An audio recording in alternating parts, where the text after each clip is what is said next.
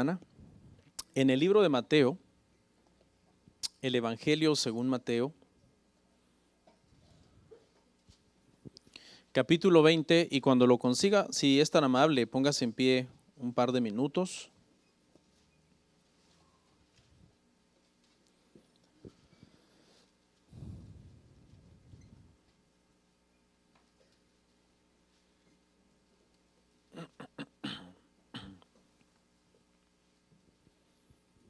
Mateo capítulo 20, hermanos, verso 20.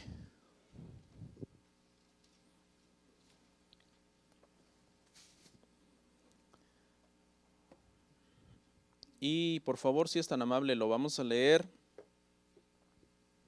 desde el 20 hasta el 28. ¿Lo tenemos? Amén. Bueno. Leemos la palabra del Señor, dice así. Entonces se le acercó la madre de Zebedeo con sus hijos, postrándose ante él y pidiéndole algo. Él le dijo, ¿qué quieres? Ella le dijo, ordena que en tu reino se sienten estos dos hijos míos, el uno a tu derecha y el otro a tu izquierda. Entonces Jesús respondiendo dijo, ¿no sabéis lo que pedís? ¿Podéis beber del vaso que yo he de beber y ser bautizados con el bautismo con que yo soy bautizado? Y ellos le dijeron, podemos. Él les dijo, a la verdad de mi vaso beberéis, y con el bautismo con que yo soy bautizado seréis bautizados. Pero el sentaros a mi derecha y a mi izquierda no es mío darlo, sino aquellos para quienes esté preparado por mi Padre. Cuando los 10 oyeron esto, se enojaron contra los dos hermanos. Entonces Jesús, llamándolos, dijo, ¿sabéis que los gobernantes de las naciones se enseñorean de ellas, y los que son grandes ejercen sobre ellas potestad? Mas entre vosotros no será así, sino que el que quiera hacerse grande entre vosotros será vuestro servidor, y el que quiera ser el primero entre vosotros será vuestro siervo. Como el Hijo del Hombre no vino para ser servido, sino para servir y para dar su vida en rescate por muchos. Oramos.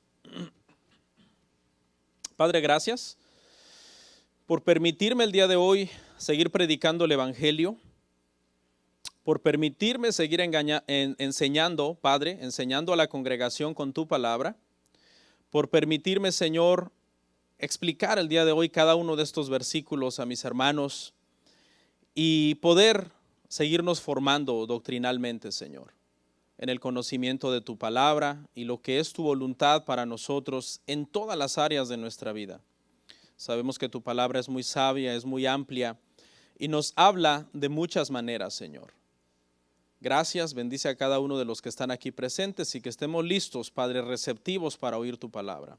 En Cristo Jesús, amén. Siéntense, hermanos. Muchas gracias. Bueno, hermanos, hace 15 días inicié un estudio bíblico que titulamos El Evangelio en la Sociedad Moderna. Esa es la serie bajo la cual iniciamos hace 2 semanas. Hace 8 días ustedes saben que tuvimos una pausa, tuvimos un evento especial por lo que sucedió en nuestra congregación y no pude dar pues el tema 2, pero hoy, hermanos, con la ayuda del Señor voy a tratar de desarrollar este tema, que es el 2, y como título, hermano, lleva los cristianos y los gobiernos. Esta serie, hermano, que yo titulé El Evangelio en una sociedad moderna, pretende que por medio del Evangelio hablemos de temas de mucho interés en estos días, ¿no? No sé si se recuerda que hablamos acerca, por ejemplo, del racismo en nuestro tema número 1. Y el día de hoy vamos a hablar acerca de los gobiernos. Estos temas, hermano, aunque parecieran que la Biblia no los aborda, vimos hace 15 días que la Biblia es bien extensa y habla muchísimo acerca de ese tema del racismo, que es un problema que se está volviendo una vez más, ¿no? Está volviendo a, pues lamentablemente, a manifestarse, ¿no? En la sociedad. Este tema, hermano, de los gobiernos es bien importante también. Alguien diría, yo no creo que el Evangelio hable acerca de los gobiernos, pero fíjese que sí. Y nos enseña el Señor por medio de su omnisciencia, hermano, de su sabiduría, de su conocimiento que no tiene límites. Dios en el Evangelio no solamente nos deja la salvación, sino que también en el Evangelio el Señor nos deja muchas instrucciones a nosotros para cómo vivir, qué decidir o cómo actuar bajo ciertas circunstancias. Yo no soy un politicólogo, ¿no? Un experto en política o en gobiernos o en sistemas de gobierno, pero sí puedo encontrar en la Escritura que habla de esto. En nuestro contexto, hermano, latinoamericano, sabemos, hermano, que en los últimos años han estado pasando cosas muy fuertes, ¿verdad? En varios países latinos. Por ejemplo, ¿cuántos no conocemos a una persona de Cuba? ¿Quién no conoce a un cubano y nos cuenta cómo están las cosas en Cuba? Y nos dice, no, mira, yo llegué así acá a los Estados Unidos porque allá o mataron a un familiar mío o alguien estuvo preso bajo el régimen de Castro o allá no hay comida, estábamos muriendo de hambre. ¿Quién no sabe actualmente, hermano, lo que está pasando en Venezuela? ¿Verdad? La emigración masiva de venezolanos, precisamente por el gobierno, por el tipo de gobierno y por los tipos de sistema, hermano, económico. Bolivia, Nicaragua, estos países que menciono, hermano, han estado envueltos o han sido relacionados con este tipo de gobiernos de izquierda, con un corte un tanto socialista o un poco comunista. Y todo eso, quiera que no, hermano, afecta a las personas. En México ha habido sospechas de que el presidente actual tiene una tendencia a la izquierda, al socialismo, al populismo. En El Salvador están estrenando también presidente, ¿verdad? Y se ha hecho muy, muy famoso, muy reconocido. En Honduras han habido rumores de fraudes electorales. En Guatemala pusieron preso a uno de los presidentes recientemente por sospechas de corrupción. Y lo más reciente, la noticia bomba más reciente últimamente fue que el 10 de noviembre del mes pasado, Evo Morales renunció a la presidencia de Bolivia, después de haber estado ahí desde el año 2006. Y bueno, se hizo una noticia mundial, ¿no? Porque Evo Morales siempre ha sido también relacionado con este tipo de gobiernos, este tipo de sistemas. Y usted dirá, pero a mí ¿qué me afecta? Bueno, la realidad, hermanos, es que esto nos afecta a todos. Porque de hecho, hermanos, si nuestro país tuviera el sistema económico que nosotros tenemos aquí, yo creo que muy pocos estaríamos aquí. Siendo sinceros, yo no sé si usted está aquí por otra razón. Yo no sé si usted vive, si el país de origen de usted es un país igual de poderoso que Estados Unidos, donde usted podría vivir exactamente igual que como vive aquí. Y la razón por la que usted no vuelve no es eso, sino porque usted es masoquista y le gusta estar lejos de su familia. No, yo creo que todos estamos aquí, querramos o no, en cierta parte por el sistema económico que nos trae muchísimos beneficios como personas.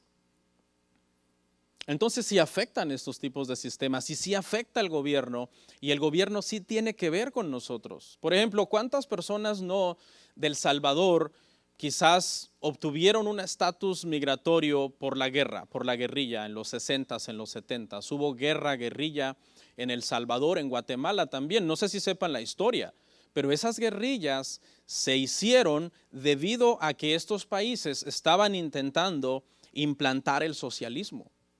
O sea, esas guerrillas fueron para rechazar el socialismo y para rechazar el comunismo, porque se estaba por medio de Fidel Castro y por medio de este sistema de gobierno que habla del Che Guevara y del socialismo y todo eso, se estaba tratando de que en esos países hubiera un derrocamiento del gobierno y un implantamiento del socialismo. Ya vamos a ver más adelante más o menos qué es socialismo, pero le estoy contando esto para que usted entienda cómo esto sí nos afecta a nosotros. Tiene mucho que ver el gobierno, la política, los sistemas económicos con que nosotros estemos aquí. Alguien diría, ¿será sano hablar de esto en la iglesia? ¿Es necesario? Bueno, vamos a hablarlo con el Evangelio.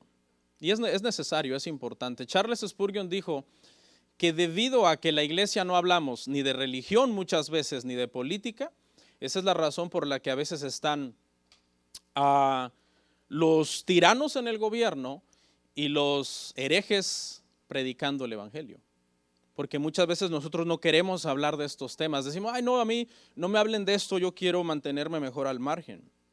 Pero un pueblo informado, un pueblo inteligente en temas como estos, hermano, y más con una exposición bíblica que nos haga abrir los ojos, es más difícil de ser engañado. Vamos a ir ahí a Mateo, hermanos, Mateo 20. Todos estos versos del 20 al 28, yo ya no los voy a leer, hermano, yo solamente voy a ir explicando algunas partes de los versos, pero usted vaya ahí siguiendo con su vista. ¿Qué tiene que ver este pasaje con el tema de hoy del gobierno? Tiene mucho que ver. Porque en este pasaje Cristo habla acerca de los sistemas de gobierno del mundo. Lo primero que vemos en el verso 21, hermanos, es una petición. Es una mujer, viene, hermanos, a los pies de Cristo.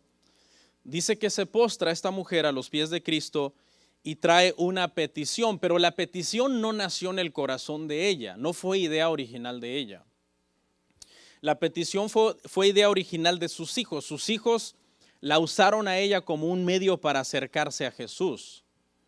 Se cree, algunos comentaristas dicen que esta mujer es la esposa de Zebedeo, es la mamá de Jacobo, es la mamá de Juan, y se cree que su nombre es Salomé, y que hasta cierto punto esta mujer tiene un nexo con María, la madre de Jesús. Algunos dicen que era hermana de Jesús.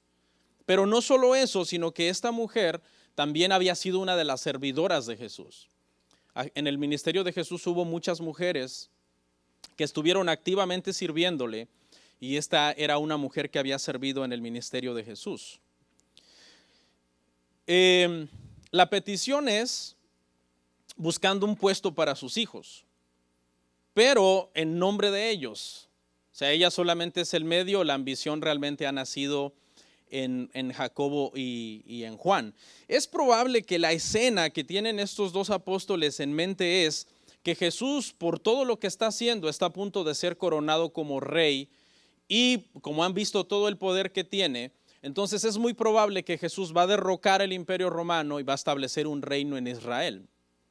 Entonces ellos están pensando, sería muy bueno que en ese reino donde Jesús va a ser la máxima autoridad, nosotros seamos el segundo y el tercero después de Jesús.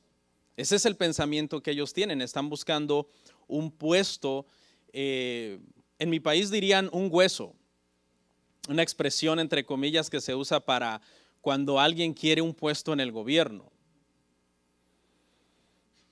Tienen una cierta posición de influencia estos dos apóstoles. Dentro de los 12 son del círculo íntimo de Jesús. Jesús tenía un círculo íntimo de 3, Jacobo y Juan eran 2 y Pedro era el tercero. Pero quizás es probable que estos dicen, ok, si esta teoría de que Salomé y María son hermanas, entonces esto convierte a Jacobo y a Juan en primos hermanos de Cristo. Entonces es probable que ellos dicen, ya no estamos tan lejos de ser los favoritos de Jesús, favoritos entre comillas.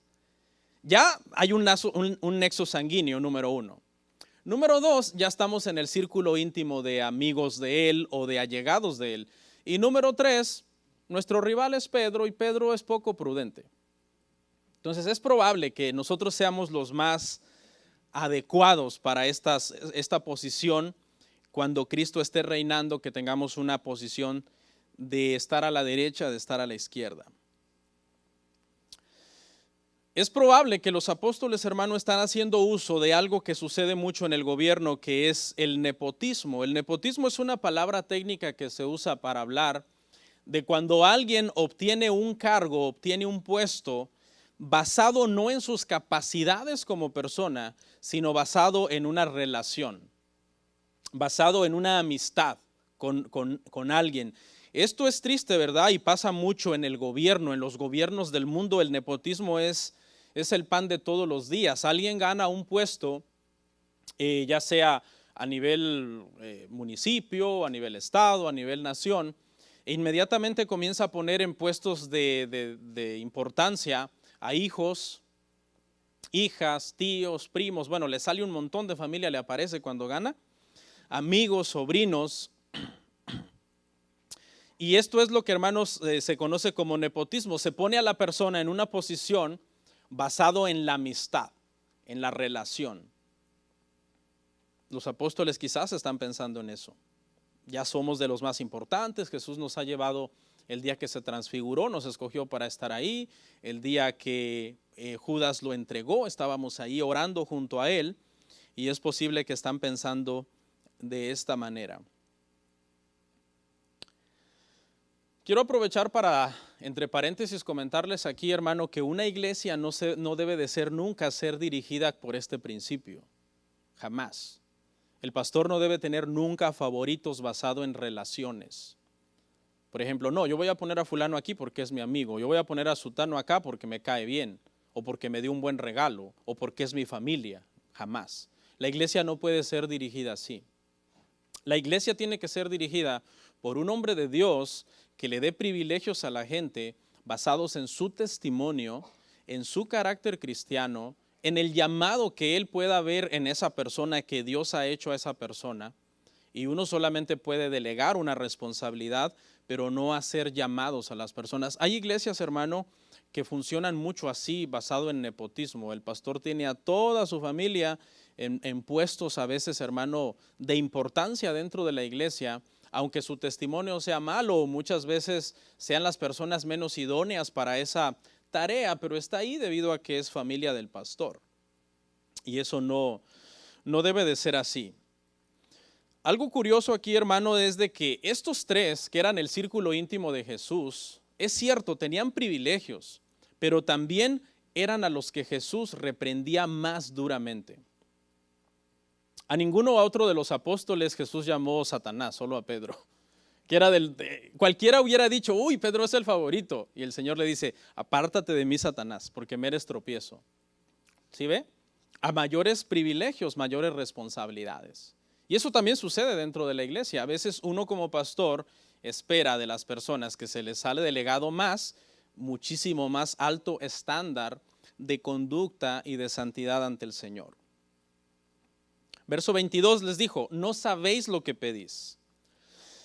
Ya vimos la petición en el verso 21, a cargo de Salomé, la mamá de estos hermanos. Pero ¿sabe qué? Que Jesús no le contesta a Salomé.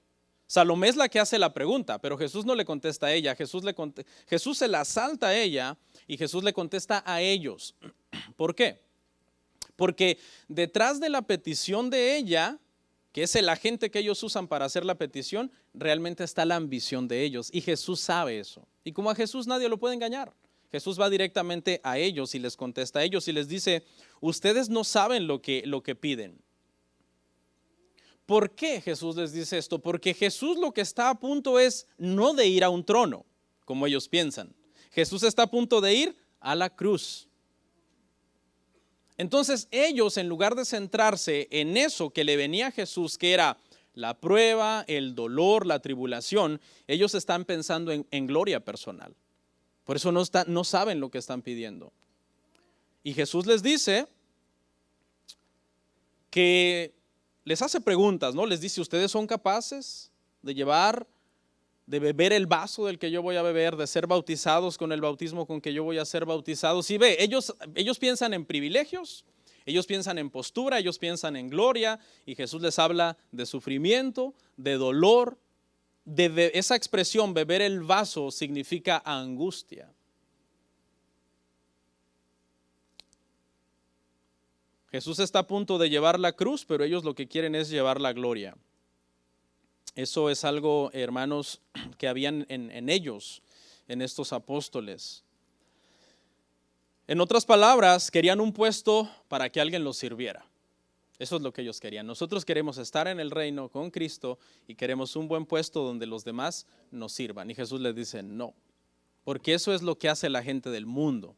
Nosotros, los que somos hijos de Dios, si nosotros queremos ser más grandes, el más grande no es el que se sirve, es lo que les está diciendo Cristo. No, aquí el más grande es el que le sirve a los demás. En el gobierno lamentablemente sucede eso, hermano. ¿Cuál es el gran fracaso, hermano, de muchos gobiernos que quieren gobernar para servirse del pueblo?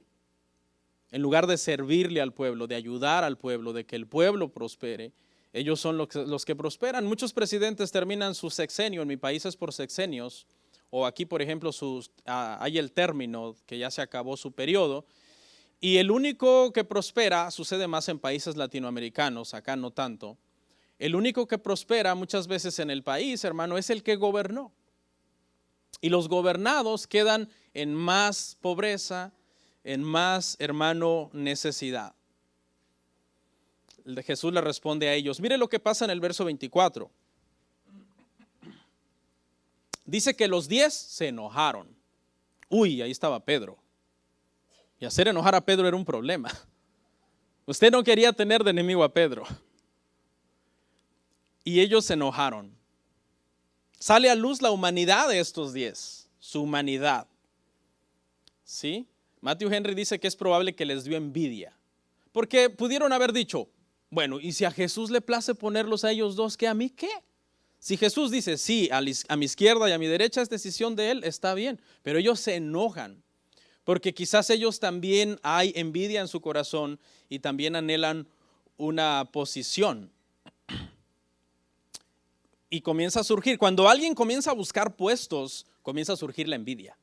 Cuando alguien comienza a buscar puestos, comienza a surgir la competencia. Ya no es de que Dios le puso ahí, sino que ya es la ambición de una persona. Yo quiero estar ahí, yo me quiero meter ahí, donde Dios no te ha puesto.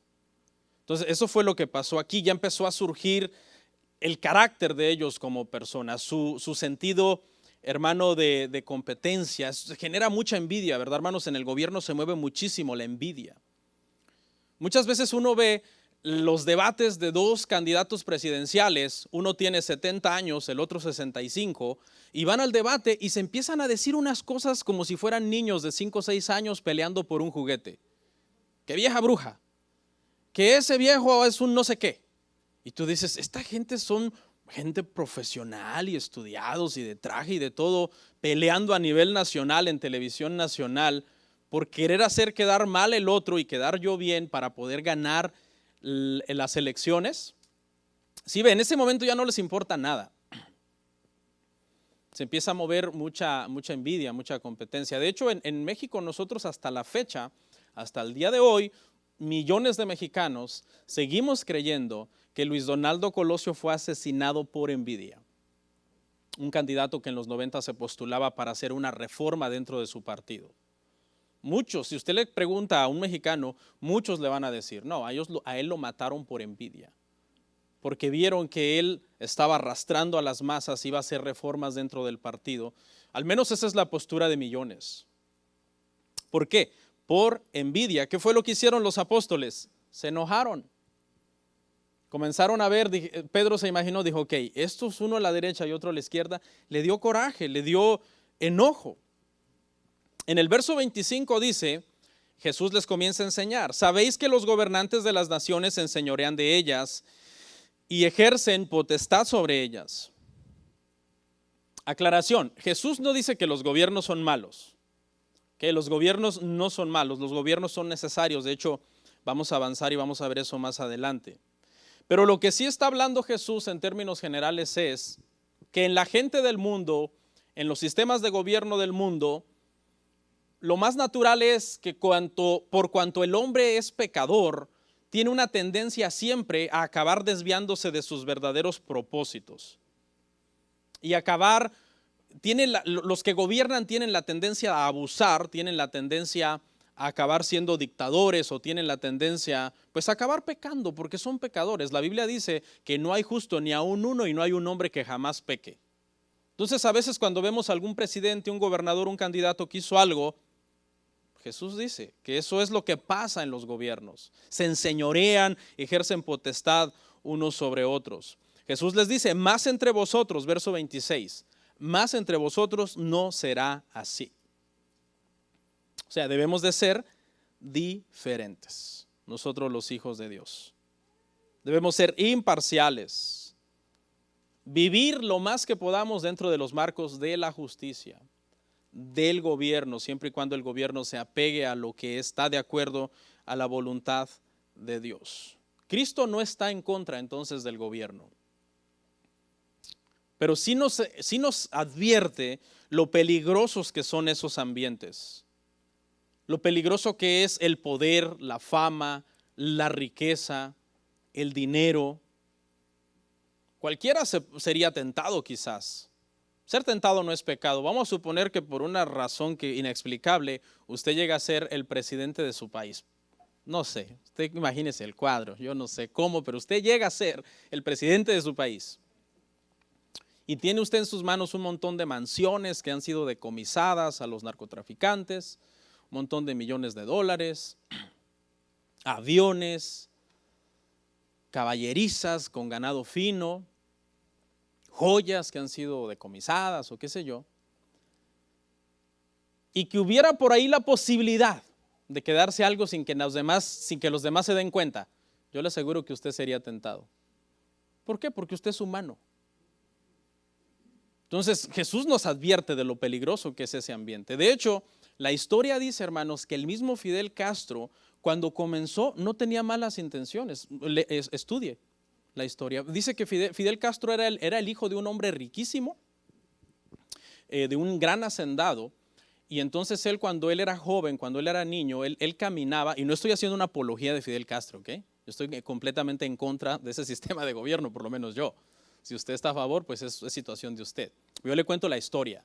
Dice la historia que él caminaba, hermano, por los campos de caña, en donde su padre, que era un hombre muy rico, tenía gente trabajando y los abusaban, los maltrataban al punto casi de esclavizarlos, los mataban ahí en los campos de caña. Entonces, cuando él vio eso, él era rico y él pudo haber dicho, esto está bien, pero él dijo, no, esto no está bien. Deberíamos de liberar a esta clase de gente que es la gente oprimida, y de ser todos iguales en el país, deberíamos de tener todos la misma cantidad de riqueza. Ese fue el ideal con el que él comenzó, o con el que el Che Guevara comenzó, pero en el camino pasó lo que dice Cristo, se desviaron, se apartaron. Y en lugar de hacer bien, acabaron haciendo mal, acabaron matando a millones de personas. Se cree que el Che Guevara mandó fusilar a 17,000 personas. Y metieron a gente presa, hermano, en mazmorras donde los mataron a muchísima gente, en Cuba y en varios países. Entonces, eso es lo que nos está diciendo aquí Cristo, que los gobiernos del mundo tienen esa tendencia a hacer lo malo. Tienen esa tendencia a acabar oprimiendo a las masas porque son pecadores. Pero entre nosotros no tiene que ser así, ¿ok?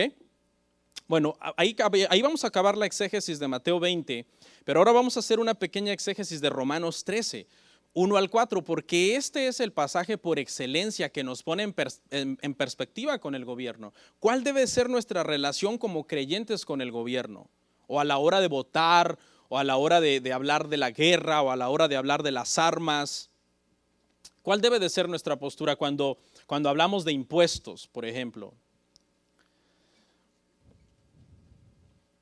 Romanos 13 del 1 al 4. Dice, sométase toda persona a las autoridades superiores, porque no hay autoridad sino de parte de Dios. Y las que hay, por Dios han sido establecidas. De modo que quien se opone a la autoridad, a lo establecido por Dios resiste.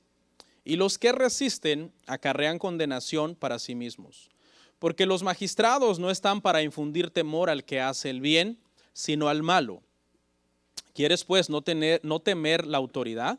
Haz lo bueno y tendrás alabanza de ella, porque es servidor de Dios para tu bien. Pero si haces lo malo, teme, porque no en vano lleva la espada, pues es servidor de Dios, vengador para castigar al que hace lo malo. Este es el pasaje clásico. El pasaje clásico para hablar, hermanos, del gobierno y el cristianismo es Romanos capítulo 13. Porque aquí deja muy claro, muy claramente establecido que el gobierno civil ha sido puesto por Dios. ¿Qué tipo de gobierno? La Biblia no dice qué tipo de gobierno. Hay diferentes tipos de gobierno. Hay monarquías, hay democracias, hay comunismo, hay diferentes tipos de gobierno. Hasta hay dictaduras, de hecho. Pero lo que sí nos queda claro es que Dios lo ha establecido. Y como Dios lo ha establecido, Él demanda una cierta sujeción de nosotros los que somos cristianos, los que nos llamamos creyentes. Así que todo movimiento cristiano que promueva no pagar impuestos, eso no es de Dios. Todo movimiento cristiano que promueva, hermano, no casarse legalmente, por ejemplo, hay movimientos cristianos que prohíben eso. No, usted que va a andarse casando allá en una corte civil. No, usted cásese aquí en la iglesia, eso no sirve, eso es del diablo. Eso está mal.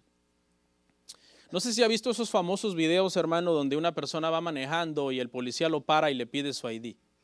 Y el hombre dice, no te la voy a dar. ¿Y por qué? Y se empiezan a pelear. Y hasta ha habido muertes en ese tipo de cosas porque al final se empieza a poner tan agresiva la persona. Y no es que no tenga ID, sí la lleva, pero dice, no te la voy a mostrar y qué.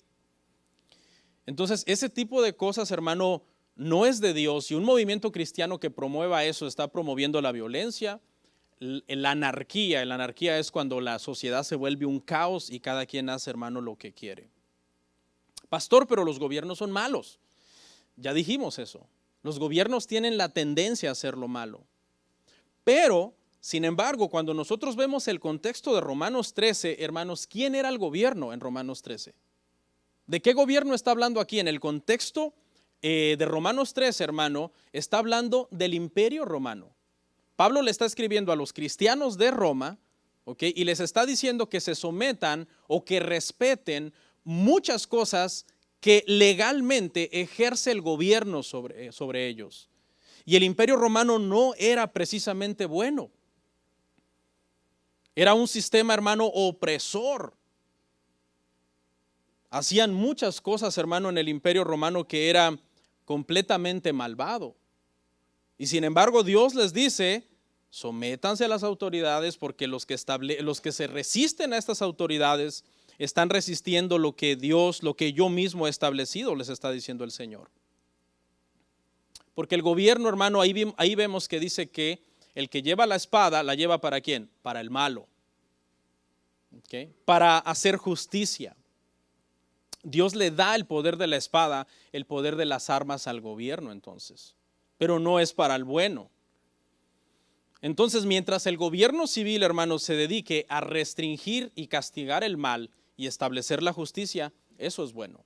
Y nosotros debemos apoyar en ese sentido, hermano, al gobierno. Aprenda este principio. Cuando le toque decidir hasta dónde usted va a apoyar al gobierno, hay un principio que le comparto aquí que es, debemos obedecer los mandatos del gobierno hasta donde estos mandatos del gobierno no contradigan los principios de Dios. ¿Ok? Hasta ahí nosotros. Siempre que el gobierno se mantenga dentro de los límites de establecer justicia, de castigar la maldad, de perseguir al crimen, de perseguir la violencia, nosotros debemos honrar eso, hermano. Ahora, cuando existe un conflicto entre los dos, entre lo que dice Dios y lo que dice el gobierno, ¿a quién debemos obedecer? A Dios primero. Cuando existe un conflicto entre lo que te está diciendo el gobierno y lo que te está diciendo Dios. Por ejemplo, el gobierno te dice, está bien abortar. ¿Tú qué dices? No, eso no está bien, porque eso va en contra de los principios de Dios. El gobierno te dice, está bien el matrimonio igualitario entre personas del mismo sexo. Tú dices, no, porque eso contradice la palabra de Dios. ¿Ok? Pero dice el gobierno, ok, paga impuestos. ¿Tú qué haces? Tú pagas impuestos. Porque la Biblia manda que los cristianos paguemos impuestos. El gobierno dice, ok, el policía que trae una arma puede usar esa arma en legítima defensa para matar a un criminal. ¿Tú qué dices? Sí. Pues porque eso es lo que dice que para eso les dio el poder de la espada. ¿Ok? Entonces, por eso es que es necesario que nosotros, hermano, conozcamos la Escritura para nosotros saber cuándo no, cuándo sí. debemos, hermano, respetar al gobierno. Le voy a dar 5 principios, hermano, acerca de los cristianos y el gobierno. Número 1, tenemos que tener claro aquí, basado en Romanos 13 del 1 al 4, que Dios ha establecido el gobierno civil en la tierra. Todo lo que es gobierno civil en la tierra ha sido establecido por Dios. Ese es el principio número 1. Toda nación necesita un sistema de gobierno. Dios mismo le ha placido que haya un sistema de gobierno. ¿Por qué? Porque Dios reina, hermano, sobre todos los seres humanos de forma general. Pero también a Dios le ha placido, hermano, que haya ciertos grupos de hombres en la tierra que tienen cierta autoridad y que gobiernan sobre los demás hombres. ¿Okay? Eso es algo, hermano, que Dios ha establecido en las Escrituras. Porque sin este gobierno terrenal, la nación caería en anarquía. ¿Usted se imagina que no hubiera policía, hermano? ¿Cómo estarían las cosas? O que no hubiera ejército. Si Estados Unidos no tuviera ejército, hace mucho tiempo hubiera sido invadido. Si aquí la ciudad de Norcross no tuviera policía, aquí nos entrarían a asaltar todos los domingos. Las autoridades restringen la maldad, ¿sí? El ratero dice, ok, puedo robar, puedo ir a asaltar a Iglesia Cristiana de la Familia, puedo ir, pero hay policía. Y la van a llamar y me van a corretear y me van a abrir una investigación y es posible que me agarren. Pero si no hubiera, hermano, gobierno, si no hubiera autoridad, si no hubiera ejército, el mundo sería un caos.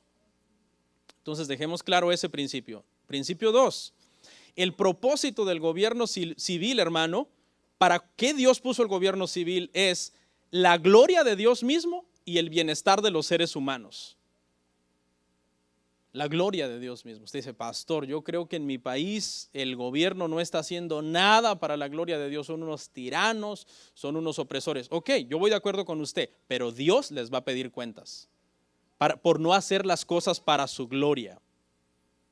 Porque cuando digo aquí que el gobierno civil fue puesto para la gloria de Dios, usted inmediatamente se imagina que los presidentes deberían reunirse en el palacio con todo su gabinete y abrir la Biblia y orar. Ahora, hay presidentes que sí lo hacen. Hay lugares en que sí se hace eso. Pero no me refiero necesariamente solo a eso. Por ejemplo, ¿puede un gobierno tirano hacer algo que le dé gloria a Dios aunque sean ateos? Sí. ¿Por qué? Porque vamos a suponer que violan a una niña y entonces el gobierno viene, encuentra al violador y lo mete preso. Eso es para la gloria de Dios. Porque eso está ejerciendo justicia, está implantando orden, está castigando el mal, está castigando al malvado. Entonces, muchos gobiernos, aunque no lo quieran, el simple hecho de hacer un acto de justicia a nivel social ya está trayendo gloria a Dios y está cumpliendo hasta cierto punto un propósito para el que Dios estableció el gobierno. ¿Estamos claros ahí?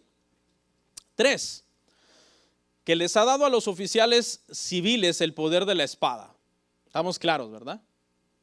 Yo sé que hay cristianos que están en contra de las armas y en contra de la guerra, pero sinceramente la Biblia dice lo contrario.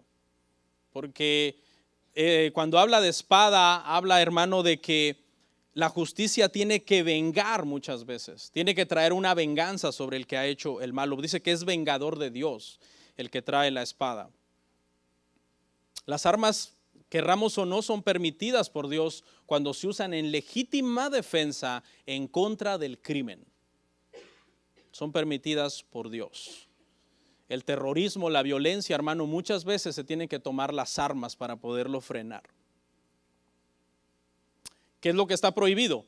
Que el civil tome las armas en su mano para hacer justicia por su propia mano. Eso está prohibido.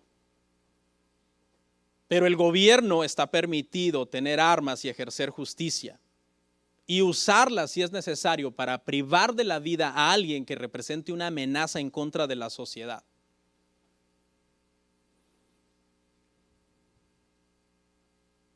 A nosotros alguien nos puede hacer algo muy malvado, por ejemplo a mí, y yo no puedo sacar un arma y matarlo. ¿Por qué? Bueno, primero porque no tengo una, ¿no? Pero en segundo lugar, porque eso no es justicia. Porque Dios puso a las autoridades para ejercer justicia.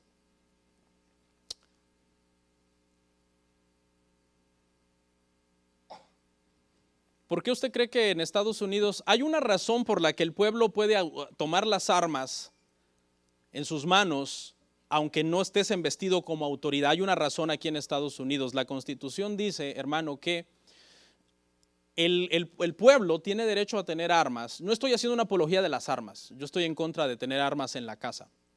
Pero simplemente le estoy diciendo lo que es. Ya usted toma su decisión. ¿Ok?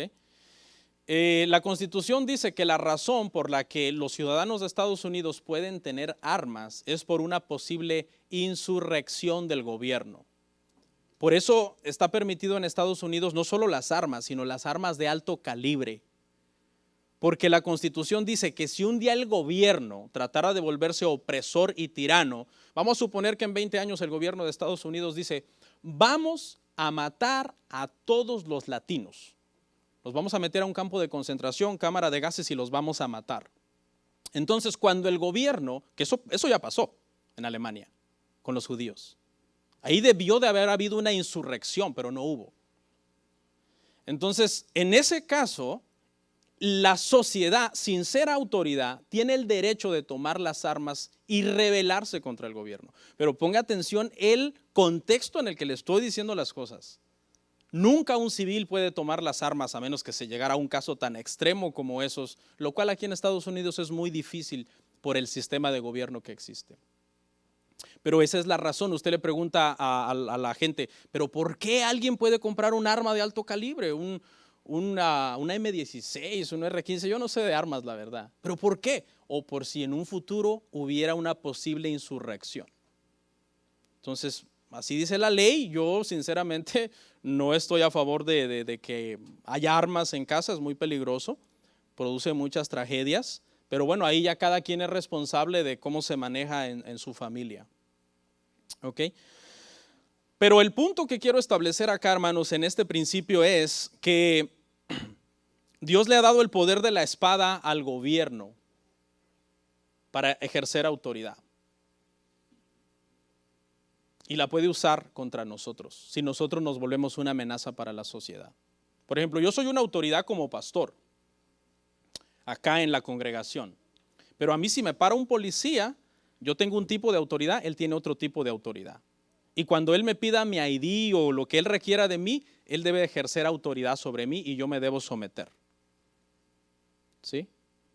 Dice una anécdota que una vez un policía paró a un cura católico que iba manejando a exceso de velocidad y en lugar que le diera vergüenza al cura porque estaba quebrantando la ley, le dio vergüenza al policía. Ay, porque paré a un hombre de Dios, ¿no? Paré a un hombre de Dios y se sintió apenado. Pero eso no es así, hermano. Las autoridades civiles tienen autoridad sobre las autoridades espirituales. Porque ese es el orden. Bueno, cuarto principio que vamos a establecer acá. Y que Romanos así nos lo dice, ¿no? Que los cristianos pueden lícitamente tener un cargo civil y ejercer el poder de la espada en ocasiones necesarias y justas. Mucha gente me dice, pastor, ¿puede mi hijo ir al army? Yo le digo, sí. Pero ¿y si le dan una pistola? Pues que la agarre. Pero ¿y si ya en el campo de batalla le toca jalarle contra uno? Pues que le jale, porque, o sea, o es su hijo o quiere que maten a su hijo. Pastor, pero eso será de Dios. Romanos 13 dice. Porque aquí lo estamos viendo nosotros desde el punto de vista que alguien más sea el gobierno y que alguien más sea el policía y que alguien más sea el soldado. Pero ¿qué pasa cuando nosotros nos toca? Si a alguno de nosotros nos tocara ser o un gobernador, o un juez, o un soldado, o un policía, ¿podemos hacer eso los cristianos? Romanos dice que sí. ¿Ok? Romanos dice que sí. Pastor, entonces ¿debemos apoyar las guerras? Buena pregunta, ¿eh? ¿Deberíamos apoyar las guerras? Claro, hermanos. Porque se imagina, hermano, para eso fue puesto el ejército, para cuidar la paz de un país. Ahora, ¿hay guerras injustas? Claro que hay guerras injustas. Hay gente que aprovecha algún pretexto para hacer una guerra en algún lado e ir a hacer un saqueo a un país. Pero eso no significa que la guerra esté prohibida. ¿Se acuerda cuando vinieron 2 soldados a preguntarle a Jesús que qué deben hacer? Creo que está en Lucas. Vinieron, le preguntaron, Señor, ¿qué debemos hacer? Vinieron 2 soldados a hablar con él. Jesús les dijo, confórmense con su salario. No les dijo, renuncien al ejército, eso no es de Dios. ¿Ok? Porque es necesario, hermanos, que haya orden. 5, quinto principio. Dios quiere que los cristianos honren, oren y se sometan a los que lícitamente utilizan un cargo en el gobierno civil. Usted debe orar por el presidente, honrarlo. Pastor, pero no es cristiano, no importa.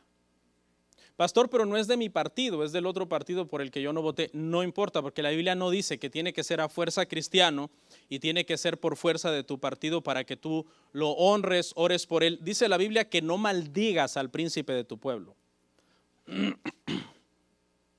Nunca usted se puede poner a maldecir el gobierno. Si usted lo hace, le falta entendimiento. Pero es que son muy malos. Sí, pero la Biblia dice que ni aún Miguel maldijo al diablo, que es el más malo del universo. ¿Sí o no? Usted no puede maldecir a los presidentes, porque eso lo prohíbe la Escritura. Al contrario, dice que oremos por ellos. Claro, Dios le va a pedir cuentas a ellos. Hay un salmo que dice que muchas veces cuando una nación es malvada, y nadie tome personal esto, Dios le pone un príncipe malvado que los oprima, por ellos ser malvados. Pero eso no es una ley, porque también hay príncipes malvados que oprimen a las naciones, aunque las naciones no sean necesariamente malvadas, aunque la pregunta sería, ¿qué nación no es malvada? ¿Qué nación no es malvada? Que o sea, tal nación es buena. La Biblia dice que no hay ni aún uno bueno en toda la tierra. Muchas veces hay naciones que están batallando con un mal gobierno y dicen, ay, ¿qué hicimos para merecer esto? Bueno, tal vez tú humanamente no lo entiendes, pero Dios, que tiene un propósito por encima de todas las cosas, Él sabe por qué lo está permitiendo. Pastor, pero es que muchos niños están sufriendo, muchos ancianos están muriendo de hambre y muchas mujeres están quedando abandonadas por la migración, qué sé yo. Usted puede pintar un cuadro horrible de lo que está pasando a causa de ese gobierno, pero aún así tenemos que descansar en que Dios lo ha permitido. Porque ¿qué pasó en el diluvio, hermanos? ¿No murieron niños inocentes? ¿No murieron mujeres embarazadas, ancianos, un montón de animales que no habían hecho nada malo? ¿Y quién lo permitió? ¿Quién mandó el diluvio? Dios.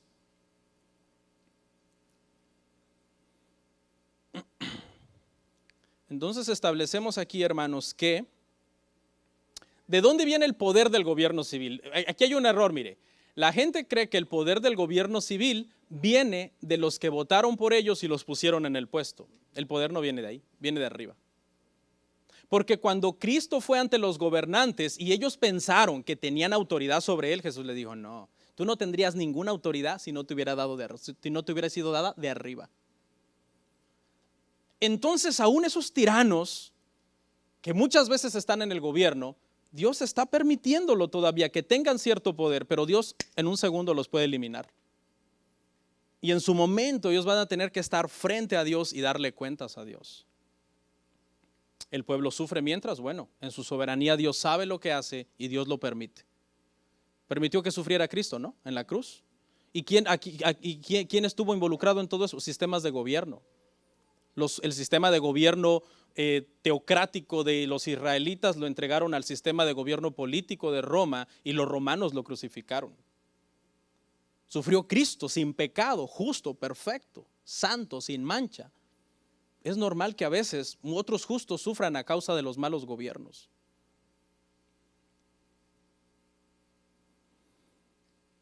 Pero Dios juzgará, hermano, a esas personas en su momento. En esta última parte del sermón, quiero hablar un poquito acerca del socialismo, porque yo creo que ahí es donde finalmente se entiende mucho en nuestro contexto latinoamericano esto del socialismo. Se ha estado metiendo fuerte, hermano, ahorita en Latinoamérica. Desde los tiempos de Castro y el Che Guevara, Hugo Chávez para acá, hermanos, el socialismo se ha estado tratando de implantar a como dé lugar en Latinoamérica. Y últimamente ha resurgido con una agenda, hermano, el socialismo. Una agenda tratando de levantar el feminismo y la agenda LGTBQ, el aborto y muchas cosas que atentan en contra de la sociedad. Actualmente hablar de socialismo es hablar de todo eso. La agenda LGTBQ, el aborto y el feminismo, que están haciendo muchísimo daño, hermanos, a la sociedad en general. Muchos dicen que el socialismo es bueno porque Jesús era un socialista. De hecho, hay personas que creen que Jesús era un socialista porque ellos dicen que el socialismo busca hacerle el bien a todos sin mirar a quién. Entonces, como Cristo vino a eso, a hacer el bien a los demás, entonces Cristo era un socialista. Hasta hay cuadros, usted puede ver, hay gente que pinta a Jesús abrazado con el Che Guevara y Hugo Chávez y diciéndoles en el cielo, bienvenido Fidel, bienvenido Hugo Chávez, bienvenido Che Guevara. ¿Qué es el socialismo? Voy a dar una definición. Dice que busca la concentración del poder en las manos de las altas élites del gobierno para perseguir diferentes objetivos como, estos son los dos objetivos, hermano, claves del socialismo: la centralización de la economía y la redistribución radical de esa riqueza. Eso es lo que busca el socialismo. El socialismo lo que busca es agarrar la riqueza de toda la nación, tenerla a ellos y ellos distribuirla a cada persona según ellos crean que es necesario. En pocas palabras, eso es lo que es socialismo. Con esta definición nosotros podemos pensar o preguntarnos, ¿hizo esto Jesús? ¿Vino Jesús a eso? Tenga cuidado porque aparentemente sí, Cualquiera dice, sí, Jesús vino a hacerle bien a las masas. Jesús vino para que yo sea rico y sano y yo esté bien. Pero le voy a hacer 3 preguntas. ¿Dijo alguna vez Jesús que el gobierno debería someter a los ricos y quitarles su dinero? Yo he leído el Evangelio infinidad de veces, nunca he encontrado este statement. Nunca. 2. ¿Dijo alguna vez Jesús que el dinero de los impuestos se usara para ayudar a la sociedad pobre de una nación? No. Sí habla de impuestos la Biblia, pero nunca dijo que ese era el propósito de los impuestos. ¿Promovió Jesús alguna vez la idea de que el gobierno deberían de ser los dueños de los negocios de las personas? O sea, si tú pones un negocio, el gobierno debería expropiártelo, quitártelo y manejarlo él y dejarte a ti por allá con una ración simplemente de lo que ese negocio produce. No, Jesús nunca dijo eso. Vamos a ver Lucas 12, 13 al 14.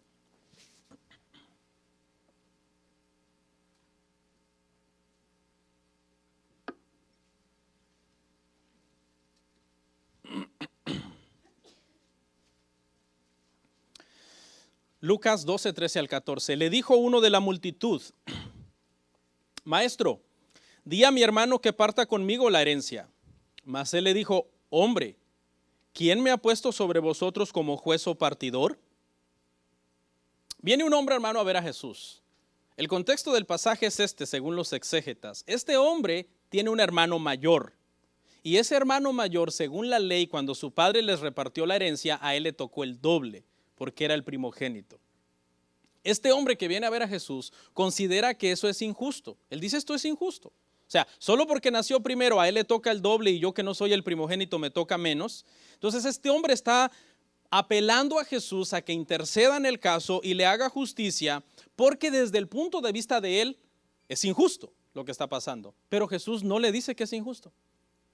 Es más, Jesús le dice, eso es cosa de ustedes, respetando la ley, porque la ley decía eso, la ley de Moisés. El primogénito reciba el doble. Jesús no interviene, hermanos, en ningún momento. Más bien él les pregunta, ¿a mí quién me ha puesto por partidor?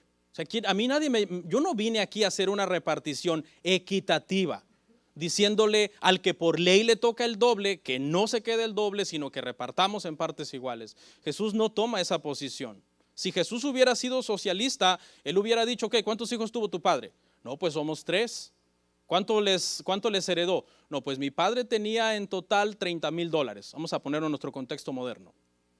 ¿Ok? Pero a nuestro hermano le dio el doble. Si se hubiera dividido en partes iguales, le tocaba 10,000 a cada uno, ¿va? Pero como al primogénito le tocaba el doble, entonces al primogénito le tocaron 20,000, a mí me tocaron 5,000 y a mi otro hermano 5,000. Entonces, si Jesús hubiera sido socialista, habría dicho, no, traigan de esos 30,000, 10,000 para ti, 10,000 para ti, 10,000 para ti. Pero Jesús no hizo eso. Jesús respetó lo que la ley mandaba. Jesús no era socialista. Mire lo que dice Mateo 25, 14 al 18.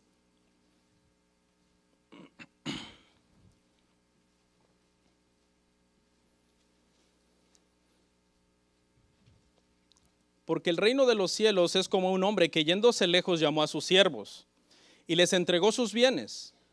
A uno dio 5 talentos, a otro 2 y a otro 1, a cada uno conforme a su capacidad. Y luego se fue lejos. Y el que había recibido 5 talentos fue y negoció con ellos y ganó otros 5 talentos. Asimismo, el que había recibido 2 ganó también otros 2. Pero el que había recibido 1 fue y cavó en la tierra y escondió el dinero de su señor. En esta parábola de los talentos, ahorita cuando veamos la distribución que Jesús hizo, hermano, vemos que en ningún momento Jesús trató de repartir las cosas equitativamente. No, Jesús dio las cosas según el trabajo. El que trabajó más, se esforzó más, hace más. El que trabajó medianamente, se esforzó medianamente, medianamente fue su recompensa. El que no hizo nada, perdió absolutamente todo. Mire lo que dice el verso 28 ahí mismo, Mateo 25, 28. Quitadle pues el talento y dadlo al que tiene 10 talentos, porque cada uno lo duplicó, ¿verdad? El que se le dio 5, ganó 5, hizo 10, tenía 10. El que se le dieron 2, lo duplicó, tenía 4. Pero el que se le dio 1, no hizo absolutamente nada. Si Jesús hubiera sido socialista, Jesús hubiera dicho, ok, 5, el que le di 5 hizo 5, son 10, ¿verdad? El que le di 2 hizo 2, son 10 y 4, 14. Y al que le di 1, 1. Ok, hora de repartir, 10 más 4. Hermanos, son matemáticas básicas. Okay. 10 más 4 más 1, entre 3, 5. ¿Hizo eso Jesús? No. El que no trabajó, no se le dio nada. ¿Y quién fue el más recompensado? El que trabajó más. Porque el talento del que trabajó menos le fue quitado. ¿Y le fue dado a quién? Al que tenía 10. El que tenía 10 ahora tenía 11, hermano.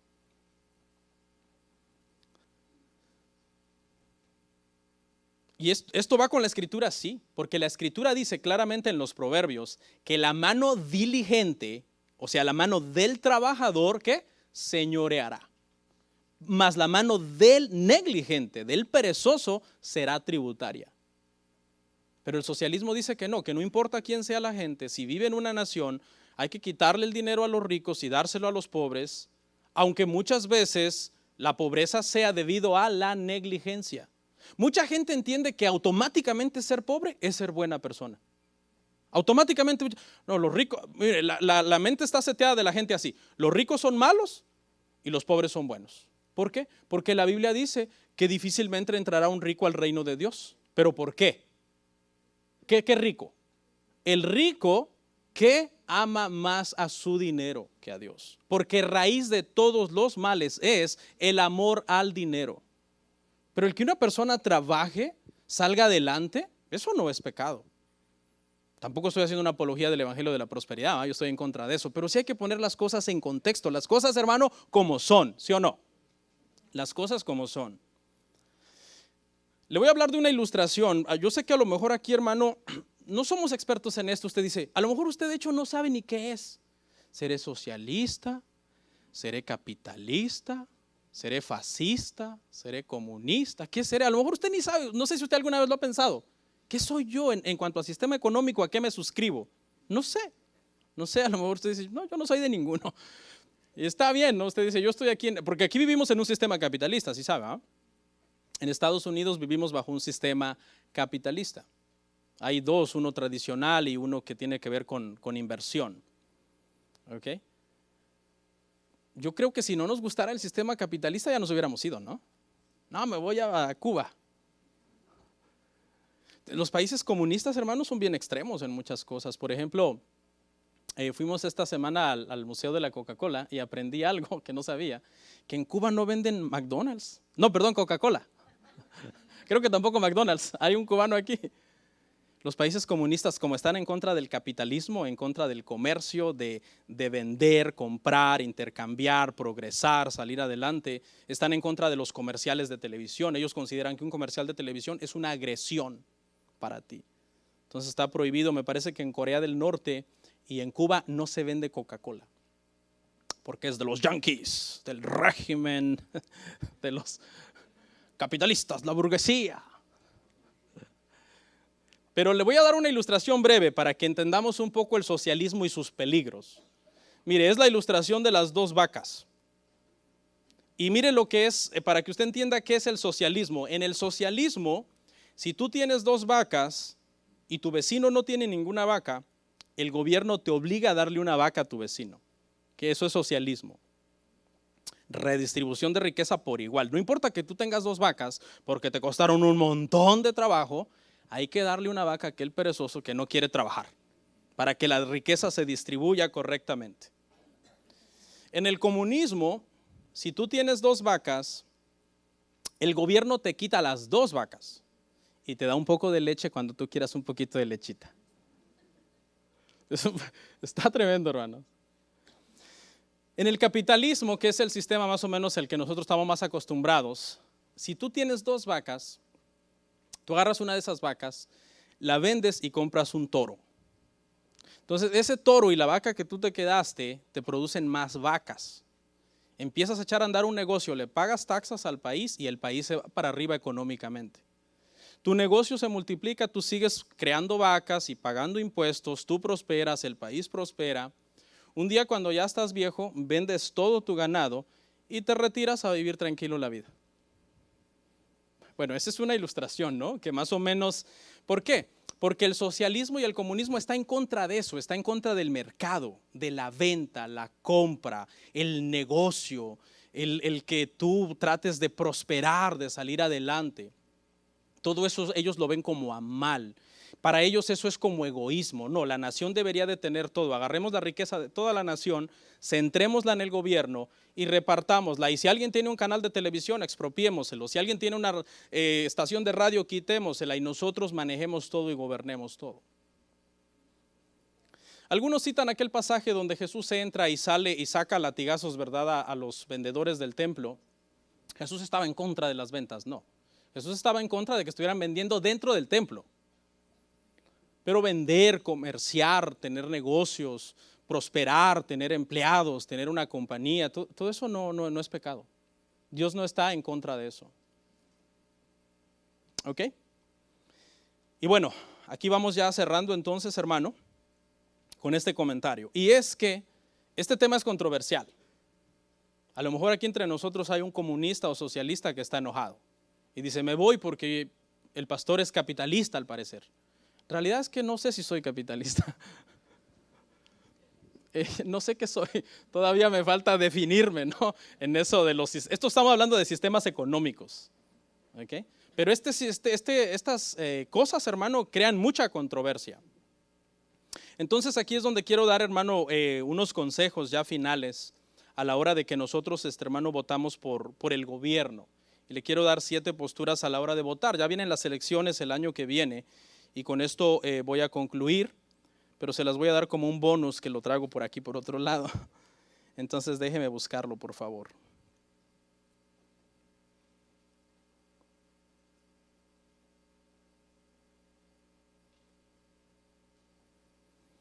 Ok, 7 posturas a la hora de votar y ya con esto terminamos. Son imparciales, la idea es que usted sea bíblico a la hora de votar por alguien. Número 1, vota por el político más correcto. Lamentablemente no se trata de elegir entre puros políticos buenos, sino de elegir el menos malo de todos. Esa es la verdad. El que no promueve una cosa, promueve otra. Entonces, ¿por cuál voto? Aquel está a favor del aborto y el otro está a favor del homosexualismo. Y tú no sabes qué hacer. Algunos optan por el abstencionismo, no votar. 2, confía en Dios. Él tiene el control de todo. Aun cuando los malos estén en el poder terrenal, Dios está en el poder universal.